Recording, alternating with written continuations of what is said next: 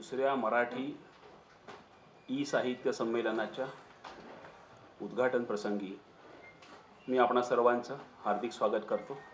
ज्यांच्या अध्यक्षतेखाली हे संमेलन इंटरनेटवरती आजपासून सुरू होत आहे ते कविश्रेष्ठ कविवर्य ग्रेस।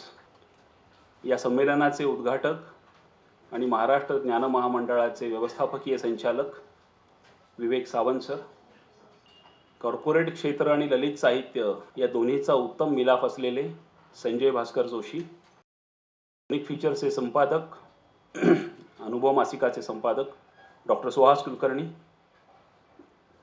आणि ऑडियन्समध्ये बसलेले या संमेलनाचे आधारस्तंभ आणि विचारस्तंभ दोन्ही असलेले डॉक्टर समीर कुलकर्णी।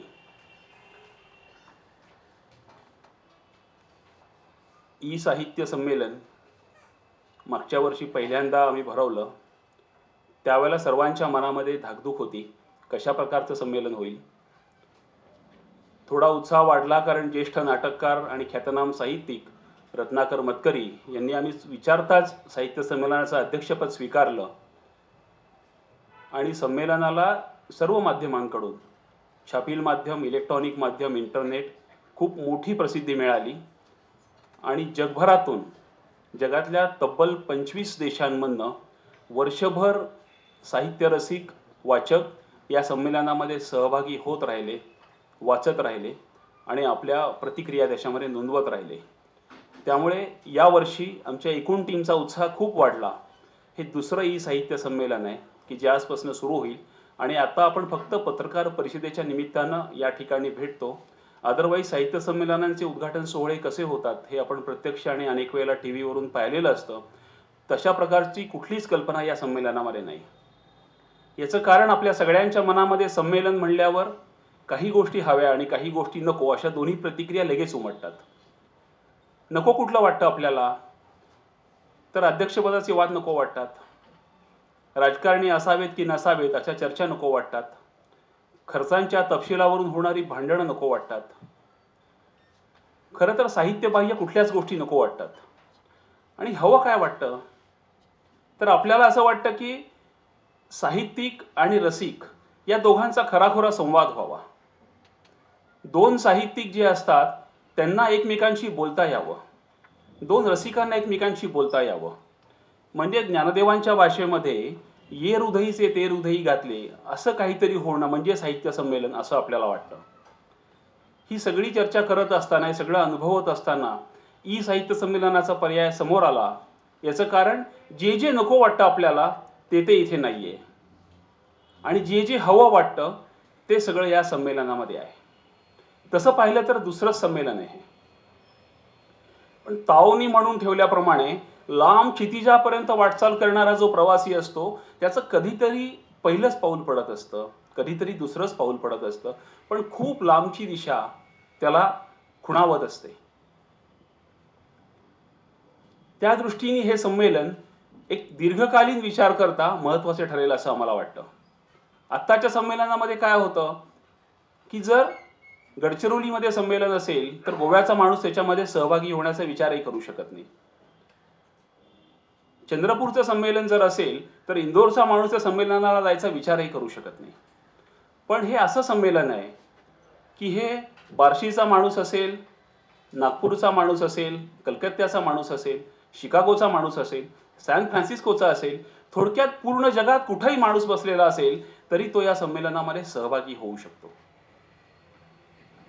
दुसरी गोष्ट, जर संमेलनाच्या तारखा आपल्याला कळल्या आणि कुठल्या तरी कारणाने आपण जाऊ शकत नसो तर पूर्ण संमेलनापासून आपण लांब राहतो। पण इंटरनेटवरचं साहित्य संमेलन असं आहे की जे आपल्या सोयीनी आपल्या ठिकाणी बसून आपण त्याचा आस्वाद घेऊ शकतो, त्याच्यामध्ये सहभागी होऊ शकतो। त्या अर्थाने स्थळ आणि काळाच्या मर्यादा ओलांडून पलीकडे गेलेलं असं हे संमेलन आहे। या संमेलनामध्ये काय करायचं असतं तर शांतपणे एकांतात बसून रसिक वाचक जो आहे तो वाचतो, वाचता वाचता कधीतरी थांबतो, विचार करतो, आपलं जे मत झालंय त्याची प्रतिक्रिया त्या संमेलनामध्ये नोंदवतो आणि पुन्हा वाचत राहतो। एका अर्थाने एकांतात होणारं हे संमेलन आहे, एका अर्थाने रसिक वाचकाच्या मनामध्ये होणारं संमेलन आहे। आज ज्येष्ठ साहित्यिक ग्रेस आपल्यामध्ये आहेत, त्यांच्या साहित्यामध्ये अनेक ठिकाणी आपण बघतो की की त्रिवेणी संगम वेगवेगळे आपल्याला ते जोडून दाखवतात. मला ग्रेस सरांना सांगायचं आहे की या साहित्य संमेलनाच्या निमित्ताने साहित्यिक, रसिक आणि तंत्रज्ञान या तिन्हीचा एक सुरेल त्रिवेणी संगम या संमेलनामध्ये झालेला आहे.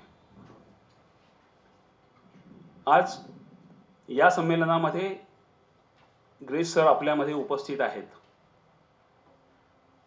ज्यांच्या कवितेमुळे संपूर्ण मराठी मन गेली 50 वर्ष लुब्ध झालं असा हा कवी आहे. त्यांच्या कवितेविषयी, साहित्याविषयी बोलावं तेवढं थोडं आहे, पण ते बोलण्याची ही जागा नाही, हा प्रसंग नाही, ही वेळ नाही. या ठिकाणी एवढंच मी सांगेन की स्वतःचं वर्णन करताना अनेक वेळेला ग्रेस असं म्हणतात की मी नवा कवी नाही, मी जुनाही कवी नाही, तर मी प्राचीन कवी आहे. तर एक प्राचीन कवी आणि एक अत्याधुनिक माध्यम, एक एन्शंट पोएट आणि एक पोस्ट मॉडर्न मीडियम, या दोन्हीचा सुरेख संगम करणारं हे माध्यम ग्रेस यांच्या निमित्ताने आज निर्माण झालं आहे.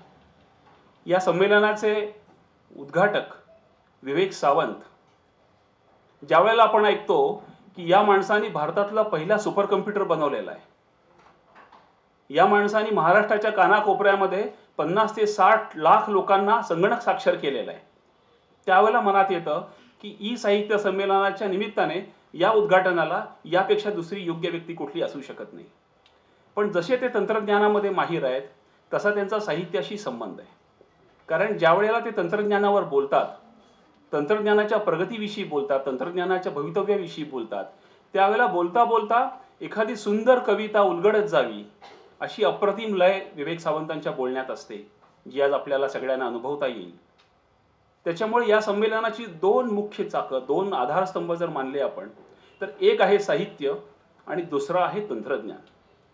साहित्यिक म्हणून ग्रेस आहेत आणि तंत्रवैज्ञानिक म्हणून विवेक सावंत आहेत. या दोन चाकांवर हे संमेलन आपल्या सगळ्यांच्या उपस्थितीमध्ये आज पुढे जात आहे, याचा आम्हाला सगळ्यांना आनंद आहे. कार्यक्रमात स्वागत करताना युनिक फीचरचे संचालक डॉक्टर सुहास कुलकर्णी यांना मी विनंती करतो की त्यांनी ग्रेस यांना छोटीशी भेट द्यावी आणि त्यांचं स्वागत करावं. त्याचबरोबर विवेक सावंत स्वारांचे स्वागत करावं.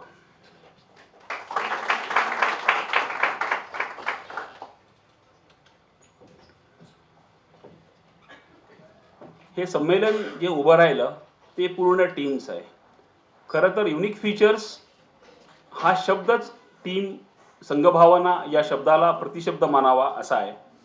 याच्यामध्ये जी मूळ संयोजन समिती आहे त्याच्यामध्ये मनोहर सोनावणे, गौरी कानेटकर, धनश्री पेडेकर, पौर्णिमा सोमण, महेंद्र मुंजाळ या सगळ्यांनी ही धुरा वाहिलेली आहे. आणि त्याच्याबरोबर रात्रंदिवस जागून ज्या व्यक्तींनी काम केलं त्याच्यामध्ये शीतल भांगरे, प्रतीक पुरी, प्रशांत खुंटे, सविता अमर, शुभदा चौकर, प्रणव संत या सगळ्यांनी काम केलं आहे.